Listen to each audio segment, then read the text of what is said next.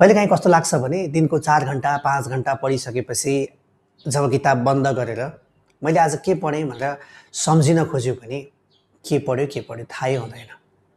त्यसैले कुनै पनि प्रतिस्पर्धात्मक परीक्षाको तयारीको क्रममा किताब पढ्दा अथवा टेक्स्ट बुक पढ्दाखेरि फ्रिक्वेन्टली किताब पढेर मात्रै हुँदैन, पटक पटक किताब पढेर मात्रै हुँदैन। कतिपय मान्छेहरू दिनको 12 घण्टा 18 घण्टा पढ्छन् तथापि परीक्षामा पास हुन सक्दैनन्।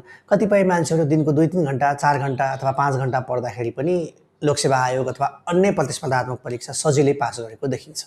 त्यसैले तपाईले पढ्दाखेरि कति समय बिताउनु भयो भन्दा पनि महत्त्वपूर्ण विषय चाहिँ तपाईले कसरी पढ्नुभयो, कसरी अध्ययन गर्नुभयो भन्ने कुरा हो।